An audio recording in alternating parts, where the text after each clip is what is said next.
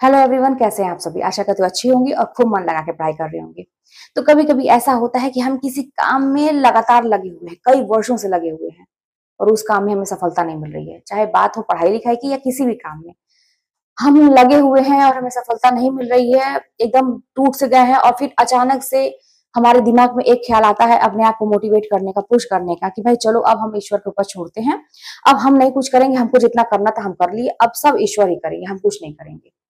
तो जब ये वाला ख्याल आता है कि अब ईश्वर जो करेंगे, तो फिर हम देखते हैं कि कुछ साल के बाद जहां तक हम पहुंचे तो वहां से और नीचे चले आए। तो क्या ईश्वर होते ही नहीं है? क्या वाकई मेरी किस्मत खराब है? ये सारी चीजें हमारे साथ होने लगती है। और फिर ये हम देखते हैं कि अगला व्यक्ति भी तो ऐसा ही किया था, वो तो आगे बढ़ गया, कितने कम समय में आगे बढ़ गया, मेरे साथ ऐसा क्यों नहीं है? तो बात यहाँ पे जो ये है ना कि हम अब कुछ नहीं करेंगे, ईश्वर के ऊपर छोड़ देते हैं। इस पे मैं आप लोगों को एक छोटी सी स्टोरी बता रही हूँ, ध्यान से सुनिएगा और बहुत कुछ सीखने को मिलेगा। मात्र 2 मिनट लगेंगे, ध्यान सुनिएगा। एक साधु रहता है ना।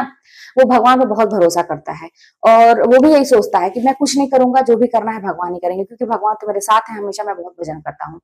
अचानक से ऐसा होता है कि साधु तपस्या करता रहता है अपने कुटिया के पास, आश्रम के पास, और अचानक से उस गांव में बाढ़ आने लगती है और वो भगवान पर भरोसा करके बैठा रहता है। उसको कोई चिंता नहीं है, जो भी करना है ईश्वर करेंगे, यही उसका दिमाग में रहता है। तभी अचानक से जब बाढ़ आती है तो पूरे गांव में पानी भरने लगता है। तो एक व्यक्ति उसके पास दौड़ के आता है, कहता अरे मतलब महात्मा जी, यहाँ से चलिए चलिए, बाढ़ आ रहा है और डूब जाएंगे आप। तो कहता है कि मैं तो कुछ भी नहीं करूंगा, मैं डूब ही नहीं सकता और मैं तो यहीं बैठा रहूंगा, भगवान को जो करना होगा करेंगे। बात नहीं मानता है, वो व्यक्ति चला जाता है। अचानक से फिर वो देखता है कि उसके कुटिया के चारों तरफ पानी भर गया है, पानी मतलब धीरे धीरे बढ़ रहा है। फिर एक व्यक्ति आता है, कहता है चलिए यहाँ से महात्मा जी, और पानी बढ़ रहा है ज्यादा, आप डूब जाएंगे। कहता मैं डूब ही नहीं सकता, क्योंकि भगवान तो मेरे साथ है, वही मुझे बचा लेंगे। नहीं जाता है। फिर देखते देखते क्या होता है कि पानी कमर के ऊपर, और इस तरह से करते करते पानी उसे गले तक। फिर एक व्यक्ति आता है कि अरे आपके गले तक पानी आ गया है, आप मर जाएंगे, चलिए यहाँ से। तो कहता मैं तो जाऊंगा ही नहीं, भगवान तो मेरे साथ हैं और मैं कुछ भी नहीं करूंगा, मैं यहीं बैठा रहूंगा, मुझे कुछ नहीं होगा, भगवान मुझे बचा लेंगे।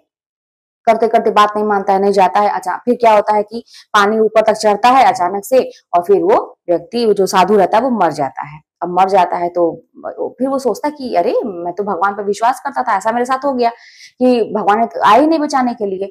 फिर क्या है ना कि वो साधु जाता है, जब भगवान के वहां जाता है मरने के बाद, तो पूछता है कि यार भगवान, मैंने तो आपके ऊपर इतना विश्वास किया था, आपने मेरे साथ ऐसा क्यों किया, क्यों मेरे विश्वास को तोड़ा, आप आए नहीं मुझे बचाने के लिए।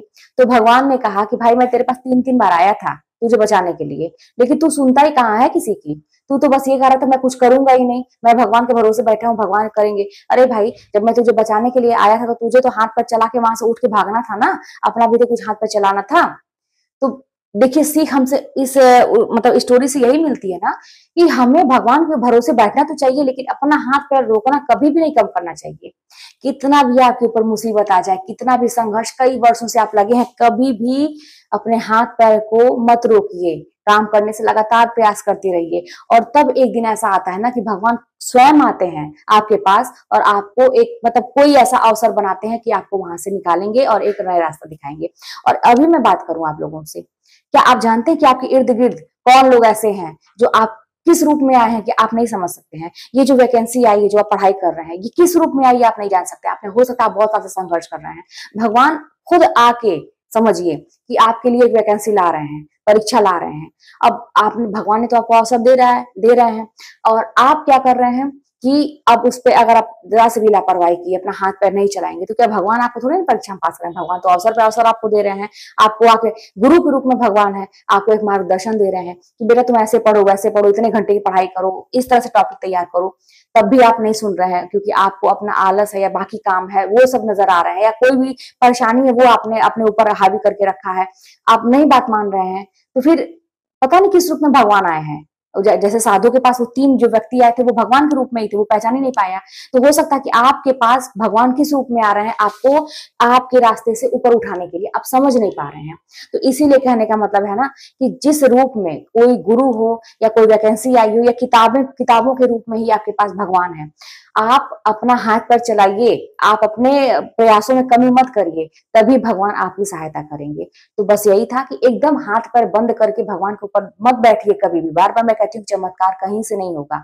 जब तक आप प्रयास नहीं करेंगे तब तक भगवान भी कुछ नहीं करने वाले हैं। भगवान उसी का साथ देते हैं जो अंत तक लगा हुआ है। कहीं कभी भी एक दिन के लिए भी वो व्यक्ति निराश होकर नहीं बैठा, उसी का साथ भगवान देते हैं। और कहते हैं ना कि जब मूर्ति पत्थर से मूर्ति बनाई जाती है, एक जो मूर्तिकार है वो मूर्ति बना लेता है, एक है हार मान जाता है क्योंकि पत्थर बड़ा कठोर था भाई, तोड़ने से टूट ही नहीं रहा था, छोड़ दिया उसने कि भाई मूर्ति नहीं बन रही है, लेकिन वहीं पे टूट नहीं रही है। हाँ, ये वाली कहानी थी। लेकिन एक जब लास्ट में उसने उसने कम से कम सैकड़ों बार प्रहार किए, जो पहला व्यक्ति था, लेकिन अब वो अंत में उसने प्रयास करना छोड़ दिया और दूसरा व्यक्ति आया, एक ही बार प्रयास किया, उसका हो गया, क्योंकि अगले की तो मेहनत सारी थी, लेकिन उसने अगर अंत तक थोड़ा सा और धैर्य रख के और मेहनत किया होता, मतलब उस पर वार किए होते, तो वो पत्थर टूट जाता। लेकिन उसने ऐसा नहीं किया, अंत में हार मान गया।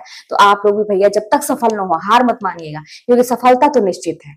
100% अगर आप दिल से लगे हुए हैं और 101% से कहीं से भी आपके ऊपर नींद नहीं हावी है, आपका आलस नहीं हावी है, और कोई भी परिस्थिति लोग आपके ऊपर उंगली उठा रहे हैं, ताना मार रहे हैं, कोई भी परिस्थिति आपके ऊपर हावी नहीं है, आपका जुनून इतना तगड़ा है कि किसी की बातों का कोई असर नहीं हो रहा है, तो परीक्षा में क्या कोई भी दुनिया की कोई बड़ी से बड़ी परीक्षा हो जाए, कोई भी भगवान कितना भी आपकी परीक्षा ले ले, जीवन से संबंधित या किसी भी चीज संबंधित, आपको कोई रोक नहीं सकता है। लेकिन अगर आप में वो दम है, तो आपके अंदर वो आग है, तो आपके अंदर वो जुनून है, तो आपके अंदर वो जोश है, तो करिए ना। क्या जिंदगी भर अपने फॉर्म भरते रहेंगे, जिंदगी भर पढ़ते रहेंगे, उम्र तो निकल रही है ना, जिंदगी भर इसी तरह से अपने सिचुएशन के लिए रोना रोते रहेंगे, अपने साथ साथ अपने परिवार को, बच्चों को भी स्ट्रगल कराएंगे। अरे कभी तो चैन सुख आए हमारे जीवन में, बस एक बार लगने की बात है। तो अब की बार एकदम, मतलब कहते हैं ना कि मतलब आर या पार वाली स्थिति, कि अब की बार तो हमें करना ही करना है। तो बस लगे रहिए, भगवान के भरोसे बैठिए, लेकिन अपना हाथ पांव अगर रोकेंगे तो भगवान साथ नहीं देंगे। तो फिर चलिए मिलते हैं नेक्स्ट वीडियो में। कोई भी बात होगी तो कमेंट के बारे में बताइए।